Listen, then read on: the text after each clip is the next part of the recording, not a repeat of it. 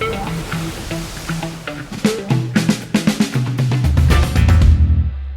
Julia, thank you for joining today. And I'm super excited to talk to you. But first, how are you doing? Good, thank you. I'm super excited to be here as well. How are you as well? Good. I know we've been trying to make this happen. So finally getting a chance to talk about one of the coolest subjects I think we'll be able to talk about today. Um, Real quick, let me introduce yourself and then maybe you can give us more background. So you're an in-house director of customer acquisition, but I know you recently started a consultancy called Neuroscientive, correct? Yeah, that's correct. Maybe explain a little bit about that first and then kind of your background into your career as well that maybe led you to the topic we'll be doing today. Yeah, so as you mentioned today, I'm an in-house customer acquisition director with a background in SEO. So we work together. I was at Pacific before my current role as an SEO manager. And this topic, the neuroscience of search, which is what we're going to talk about today, actually was born into Pacific in the Yeah. sense that we had, I don't remember if it was like, a 1 hour meeting every 2 weeks that was like professional development. So this presentation that has now like taken a few stages was actually a product of that meeting because Hmm. I was, massively scared of any calls. And obviously, as a client-facing SEO manager, that wasn't really sustainable. So to kind of overcome that fear, you suggested me to start building a presentation that I could then present to the company in a call. And I remember because everyone was so good at technical SEO and SEO in general, I didn't feel comfortable enough to like, talk about SEO to my Right. colleagues. So I was like, do you think I can do something that, is kind of different? And you were like, yeah, whatever you want to talk about, you go. And so that's how I talked about my previous background, which was neuroscience, and how I could like link it to our job as SEO managers and as marketers in general. Yeah. So yeah, And that honestly, that's the coolest experience to have when you join a team is to see all the backgrounds that people bring to the role. Because SEO typically is got people from all walks of life. yeah, Someone on our team has a degree in science as well from Duke, and it's interesting to hear some of her like approaches to problem solving. But sometimes it's easy to forget like people have these different backgrounds, and you just think about what's the work or what's the job that has to get done. So you're talking technical SEO or whatever, but I thought this was one of the coolest, like one of the first times where really listening to someone's background or experience or education and bringing that into the program was the smartest thing I think we could have done at the time, just to see, well, what's the Venn diagram of neuroscience and search and what does that look like? And obviously it's been resonating because I know you're now speaking at all these conferences and kind of doing a little bit of a circuit right now, right? yeah. And I think in the past few years, it's been more and more. Like I've been more and more lucky, really, that Google has been updating and all of the other search engines as well to be more attuned to the user. Right. So while in 2019 it might have been like a groundbreaking subject, now customer centricity is at the forefront of search. Right. So yeah, I think that's really relevant, especially now because even like if we are trained as SEOs to work on, the technical side or the content, obviously there's a user on the other side of the screen that we're trying to reach. So understanding how the brain works and how information processing works then is useful for us in order to actually make that connection happen. So yeah. Okay. Okay, so I think it's time to kind of introduce, then we've already kind of shown a little bit about the neuroscience of search being the topic here. What's the 30-second pitch or what is the premise of this, maybe in your own words? So mm, I guess like I say that already, so I kind of like Yeah, uh, true. got my legs in that. But so the premise is that obviously as SEOs we're focused a lot on other kind of um, other kind of aspects of search, but the neuroscience of search, or like understanding how the brain works, allows us to have a tool set that we can use at every stage of the funnel to connect with our users, from when they search onto the SERP to when they finally convert. So yeah, I guess Okay. that's it. Yeah, I guess you already did hit on that, huh? But tell me a little bit more about where the direction goes from when we originally spoke about it to then you've been kind of speaking on the subject for a while.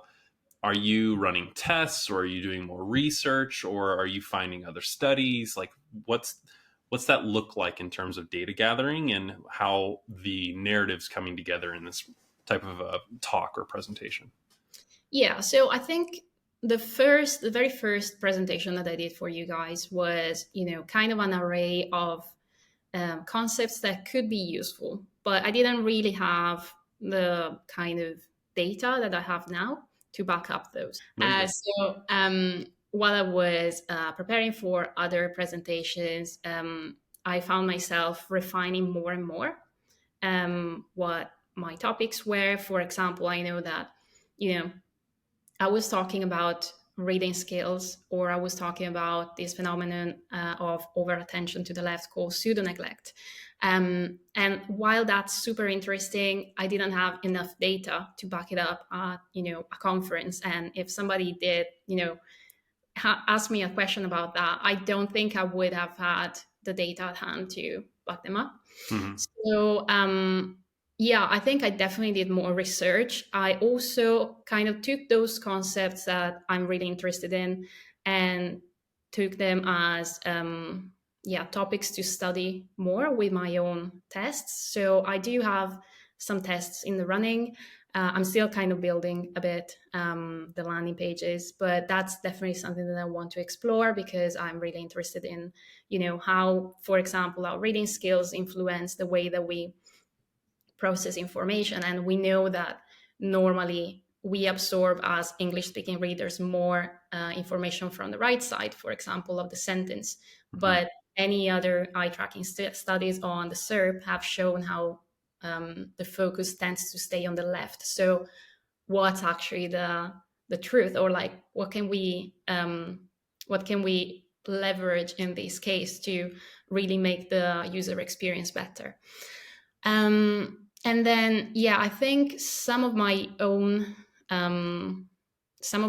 like own convictions, I think, doing more research and like trying to even confirm my own hypothesis, I found Right. myself to falsify them. So it was frustrating, obviously, because I was like, okay, I really think that this is, something that backs up this phenomenon. For example, I think it was with percentages.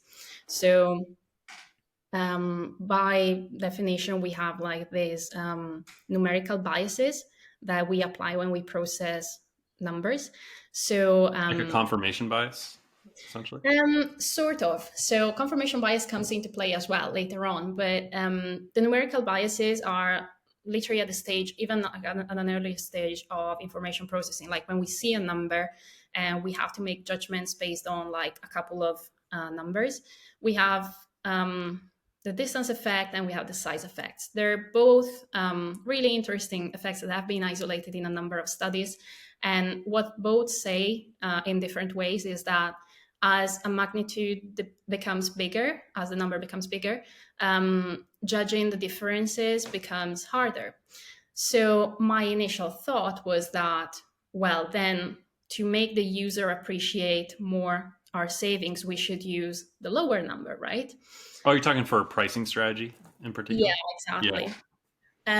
Because if it's easier to appreciate the lower number, then we should use that. And then Hmm. every other study confirmed, or like even, I don't want to call them like pop psychology, but like a lot of CTR takeaways that you see online are like, no, use the bigger number, because bigger numbers, elicit a bigger CTR.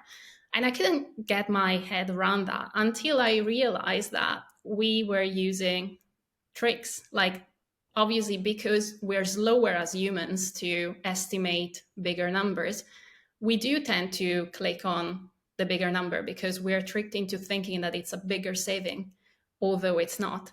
So that was like one of my biggest crisis moments, because I was just days away from a conference, and I was like, I cannot really Yeah. wrap my head around that, and I cannot feel confident saying something that everyone else says, it's different.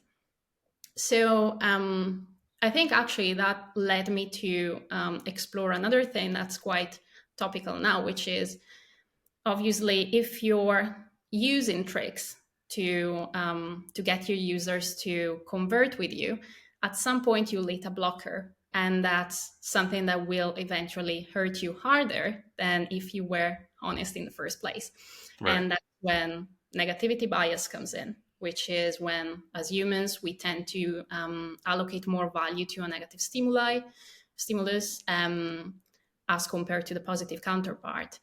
So if a brand tends to use this like tricks at any point in the journey, along with a number of other negative experiences, we tend to remember those more. So it makes conversion a lot harder. So I might have a negative opinion of a brand based off of them tricking me at the sign up stage when I had going into that thought that I was going to see a certain price, and maybe there's a last step add-on fee or something like that. Absolutely, yeah. Yeah. So that's something that brands should definitely be careful with. Yeah. And it's really easy to fall for this, right? Hmm. Both as customers and both as brands, because we want to make conversion easier. But because now there's a crisis of trust, I think, even with all of these AI conversation, I think brands should focus on providing the real experience and providing transparency. And we know already, like with Google saying, experience is central now. There's like the additional E to the EAT. Hmm. That's at the forefront now. Okay, so you just got my brain going, which is the point of this talk. Yeah. So you kind of, we started with the SEO, but now we're getting into like conversion rate optimization, or I guess testing, right? And they, although related, might have different KPIs. And so I'm curious, where do you see the most common applications of this subject? Like, is the same principle for what you just described with numbers something that can help a page rank better or do better for SEO? Or is it going to always be something more conversion focused, if that makes sense? Yeah, I think it will have to do with SEO as well. The way that I initially thought about the percentages was, for example, I think it was a test that we ran back in the day that was adding the price point to the title tags, Yeah. or adding the saving. So certain industry nail this and everyone does it, and certain industry don't actually use it at all. So I think it can have implications on SEO as well. Obviously, I think now SEO is not only about what we see on the SERP. There's a lot that goes on onto the on-page optimization and Right. even off-page, really. So yeah, I think it has implications for SEO, but it benefits the rest of the journey and the rest of the channels as well. Okay. Yeah, that makes sense with improving click through rate from the title tag, and then maybe even that being a signal, obviously, for SEO. But then also with the content, like you mentioned eye tracking and you mentioned the comprehension of the sentence on the right side. If I'm, hopefully, I'm not misparaphrasing this, but is there, like, number one, I can write content better using the insights from your presentation to make sure that people are digesting it or reading it? But then is there a follow-up step that, because people are scrolling further down the page or going deeper into the site because they're comprehending what I'm writing, that itself is a signal for SEO where I'm getting more engaged users, right? Yeah. So when we talk about rankings, I found it quite hard to obviously isolate what it is, Yeah. a product of that one optimization. But it is actually something that I try to explore.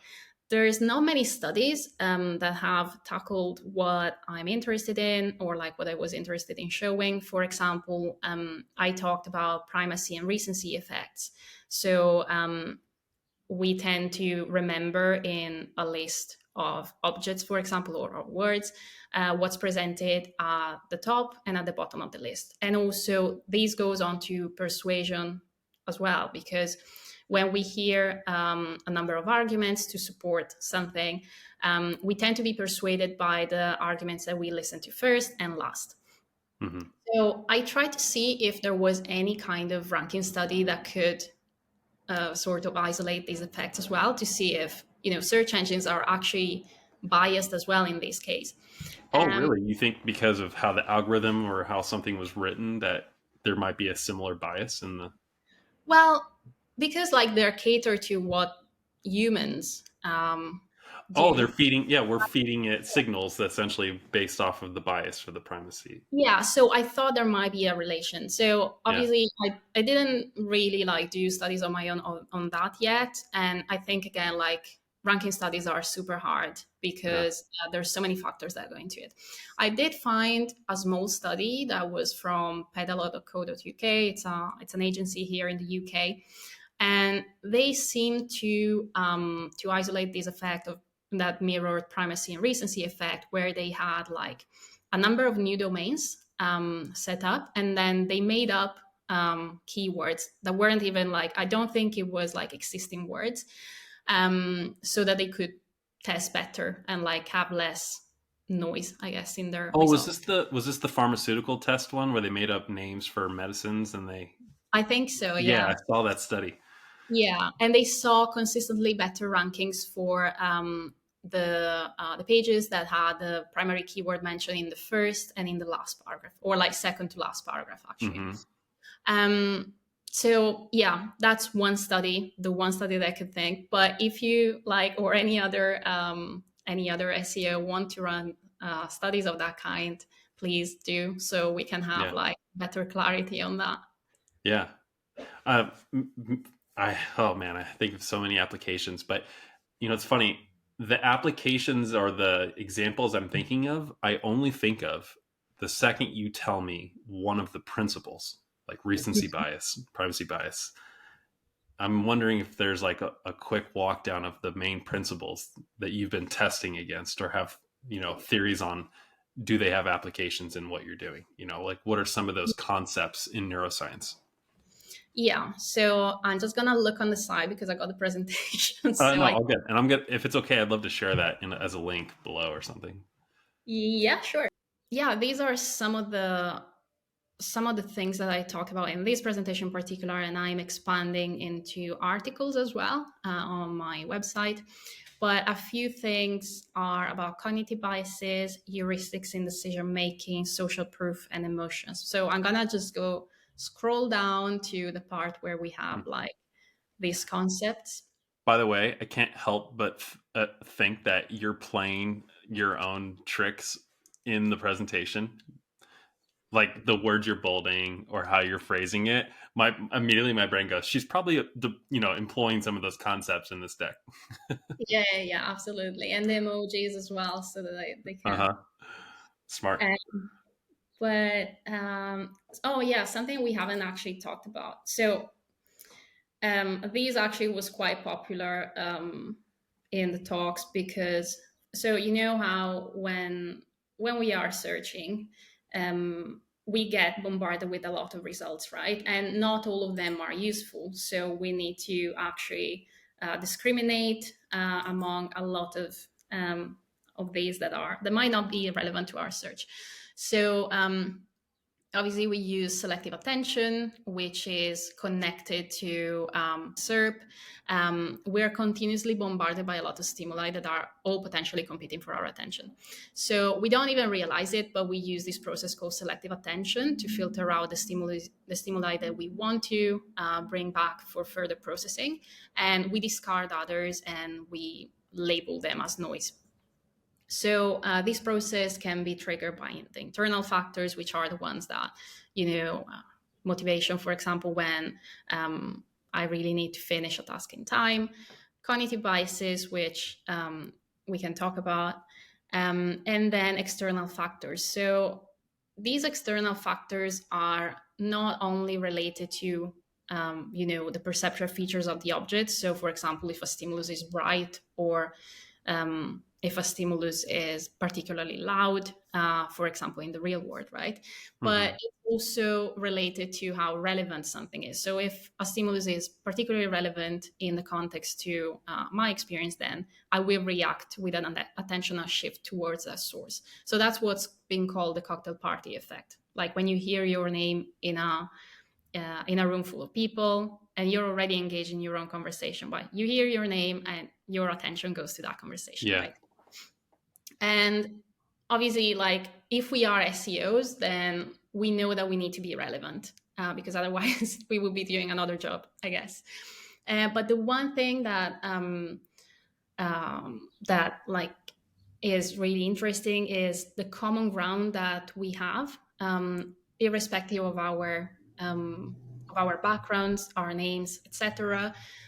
It's these event-related potential, which are these common brain pattern of activation, which are observed pretty much in everyone when they are presented with certain stimuli. So some of these concepts, to go back to what you asked, where the N170 ERP, for example. So we react with an attentional shift to faces in particular, and not only to faces that are biological, but also to face-like configurations. So that's something that probably will change in the future. But emojis have the power of eliciting an attentional shift. Now, Google has been, allowing them on the Mm-hmm. search. However, they also filter them out. So if they're not relevant to the search, they will not appear. Does it Um, does this concept apply to stock photography or images that you select on your website, like the emotions that the person is eliciting? Yeah, and that goes also with the social proof sort of concept, because we just tend to react more to something that we relate to, and Right. to social cues as well. In the case of the emojis, I think I like we just perceive them as faces, so I think that's the reason why they elicit that particular ERP, and they even like elicit a more pronounced one, a more pronounced response, which is weird to me. I don't know if it's because they're stilitized, so maybe they're like easier to understand than biological faces. But yeah, so this is one concept that I made a point. For example, in the SERP, you can use them because then your attention will go there. Again, like it depends if it aligns with the brand and if it aligns with, the keyword even, because sometimes they will be filtered out. So it doesn't really allow for accurate testing, I guess, in this case. Mm-hmm. And the other thing was the mismatch negativity, which is when we react with an attentional shift to something that we don't expect. And these can happen at the auditory, visual level, or at the semantic level. So, if we add an odd stimulus, we just react to that. And that goes for, again, a number of domains. But I found this to be quite funny. That was an old study, but that's how they isolated it. At a semantic level, we tend to react with this particular wave when we're presented with a keyword, with a word that doesn't match the context that we were set up by context. So the implication that I see for that is that, whether you're using bolding, for example, or you're using, this like some kind of odd keyword, Yeah. as long as it's not tricking your user, that's something that automatically captures the attention. And this is something that you can use early on in the funnel, right? Because I don't think that we react in the same way if we are further down the funnel, because we tend to allocate more and more resources to our research. Hmm. Yeah. So, a good example that came to mind right now would be if you were creating a hub for your blog, for example, and you had featured posts. You might decide to put a featured post in there that has something like your example here that catches the attention and makes me think, wait, hold on, like you had with the socks versus butter, and I might naturally click that because it's drawing a response from me Yeah. versus something I would expect to see paired with chocolate cake and caramel or something like that. Yeah, Yeah. exactly. And I think the CTR goes even a level deeper in this case because that grabs your attention, but if it's not relevant to your search or if it's not curious enough for you to expand, then you might not click on it. But it's Yeah. still some of the tools that we have at our avail because again, like we're competing with so many results and we're Yeah. competing with so many other stimuli that the user might find difficult to notice us at all. But Can I can I ask you from a meta level of the heuristics and biases and concepts we've been talking about, yeah. if you had to stack them, you're prioritizing a roadmap. Which ones are like consistently, or maybe you've seen replicable? Like which ones are like you're working on a new project and you're probably going to lean towards testing something first, just from Yeah. your gut. What are those like top three that you've seen? I think quick wins come from addressing confirmation bias, Hmm. which I can expand a bit more on. Then negativity bias as well, that we talked about. And let me go back onto the bias section. Heuristics. I don't know if I can make a top three, but I think maybe the scarcity heuristic would be one that I don't necessarily, or I haven't used a lot, but I've seen consistently perform. Hmm. Um, so we can expand on those three. For Yeah, I example, would love to know more about the scarcity one. yeah. So heuristics. There you go. We're getting here.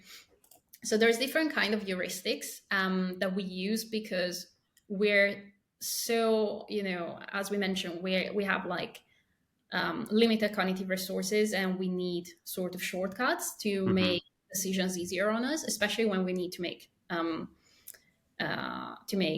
fast decisions. So there's a number of these that come into play. There's availability heuristic, for example, which is like we make decisions based on like how readily available in our minds something is. So if you've heard about the brand yesterday, then you see it today, you might be more prone to buy from that brand or explore that brand as compared to something you haven't seen or like you haven't heard of.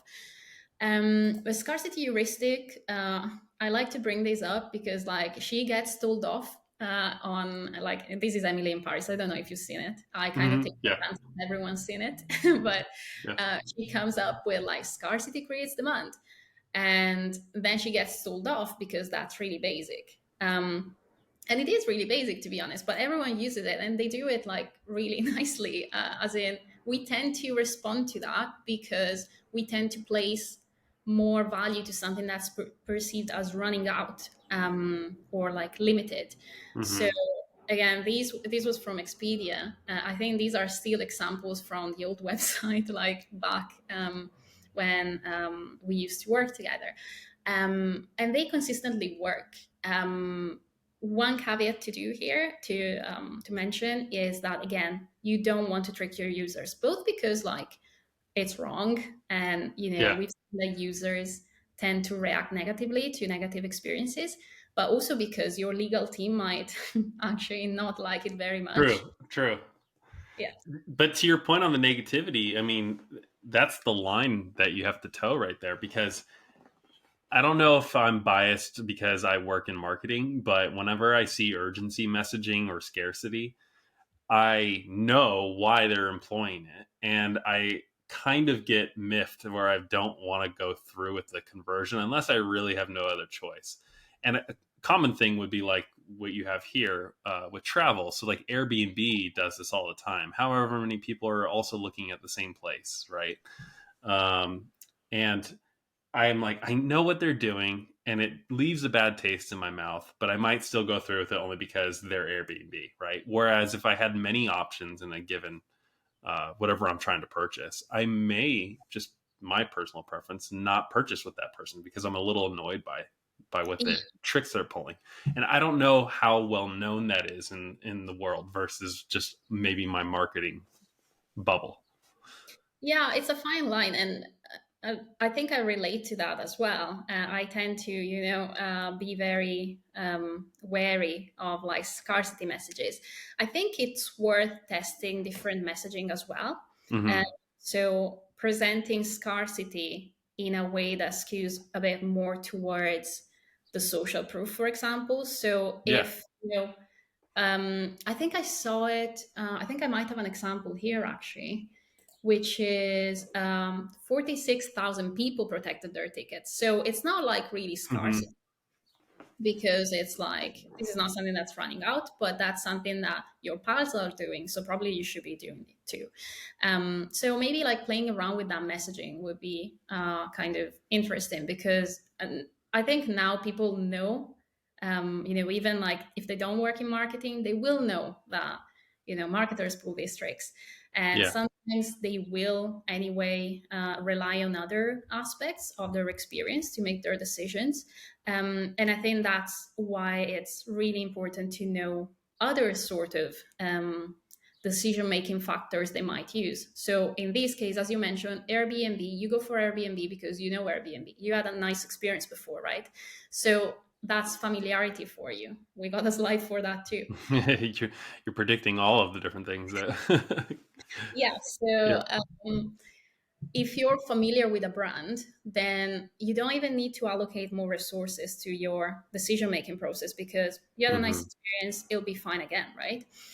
Even if it might cost a bit more than another brand that you don't know about, but just like the risk associated to go for something that you're not familiar with sometimes does not make it worth it, in our opinion. Hmm. Um, but I think these has to do. So this is kind of it's really interesting because it has its roots from the way that we use emotions to make decisions. So there's like this model that uh, basically so there's this scientist Damasio who elaborated a model or a theory called the somatic marker hypothesis, Hmm. according to which we make decisions based on our emotional states. And familiarity is actually something that triggers a skin conductance response, which is do you know like the lie detection tests? That's Yeah. something that the lie detection tests can measure. So it's like a measure of psychological arousal. It can be about anything. So it doesn't need to be like, it cannot tell you what it is that trigger it, but familiarity has been shown to be correlated with those or like to cause those kind of responses. So it's the gut reactions that guide that guide our decision making, especially in the case of fast decisions.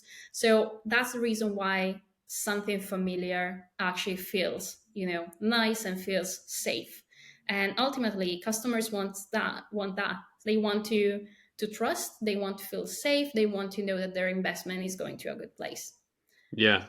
I see the combination of what you just showed with the social proof and this, right? Where however many people just protected their tickets and it's a brand that is well known. And if someone doesn't know that brand, but the social proof is doing the heavy lifting, showing that like even I've seen in some cases like they use connections to tell me that Julia just purchased this and Yeah. if they ever have that information, which is creepy, but also I'm like, oh, because so maybe I'm new to this, but I trust and I feel safe that this other person might also find value in the same product or brand.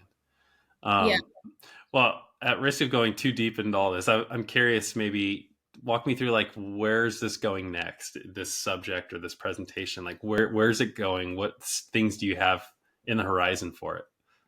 So I want to test more. As I mentioned, there's a few things that I have hypotheses on, but I have no data for. So Hmm. definitely, I'm gonna test more.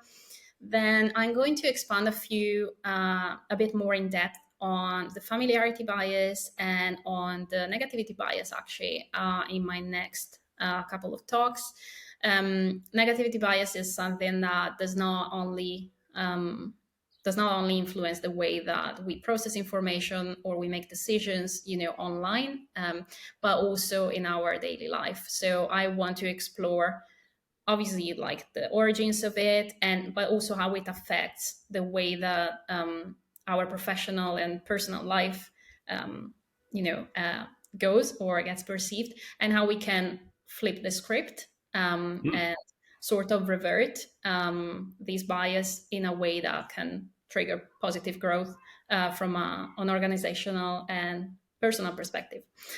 Yeah. And about the familiarity bias, I want to explore the link between what I just talked about, so the familiarity bias as a way to make decisions, and localization on websites. Because I think if you have two new brands, for example, you're unfamiliar with both, but one shows the fees in dollars and one shows the fees in pounds, you're more likely to go for the one that shows the fees in dollars. I'm going probably for the one that shows the fees in pounds, because it just feels weird to go for something that I don't relate to in that immediate circumstance. Right. So yeah, I want to see how they relate, and like how we can sort of use this familiarity bias to stress the importance of correct localization, because I think a lot of brands start this journey but don't really go in depth enough, I guess, to make it super valuable. Yeah. I mean, talk about quick wins too. We've done audits before where we'll find href lang or something not, properly implemented, and someone in a country is seeing something in a currency or something fee wise for another, like you mentioned, dollars or pounds, and immediately you lose that person. Yeah. And you know, just doing a quick audit almost, and sometimes it's surprising. Like there's a page that just got missed and it's still in there. Yeah. But where can people hear more? Or like, I know you probably have a conference or something coming up. If anyone wants to maybe see it live, where's your next speaking gig? My next speaking gig is going to be at the SEO camp in Paris in June, at the Oh, end of June. nice. And then I'm going to bring a version of this presentation as well in Italy in November. So that's really exciting because, especially now with all of the changes that we're facing in search, it will need a facelift. Yeah. But it will be really interesting to see also how the audience responds to this in my home country. Familiarity. Yeah, exactly. That's really exciting, and it'll Yeah. also be the first time that I actually present in Italian, which Yeah. I'm a little scared about because all of the terms I learned in English, Uh-huh. so I have to do a bit of research. And yeah, and I'm writing some articles as well on the topic. I'm doing this in like parts because there's so much that I want to expand on. I can Um, imagine. yeah, and that's on my website, neuroscientive.com. Excellent. I'll link to it as well so people can go check those out. Thank you. Yeah, this is such a fascinating subject. I mean, even just covering what we did today, I feel like is skimming the surface. But hopefully, some of these concepts can be something that people learn more about through your presentations and articles, but also just like get the spark going for people who want to start looking into this as, a source for inspiration for some of their new testing or some of their new roadmap projects, which I know I am. I'm immediately already thinking of things that we've probably backed into but didn't realize we were actually testing a bias or a heuristic. And now I want to put that label on it and think, well, what else can we do? That's like my immediate next step, I think, for tomorrow, even, that I want to start trying. That's So, amazing. Let me know how it goes so I can include it in the oh yeah, be happy to book. share that. Yeah. Yeah. Okay. Well, thank you. I appreciate this talk, and I think this is wonderful and people will enjoy. Thank you so much. All Have a right. good Thanks. rest of your day. Take care.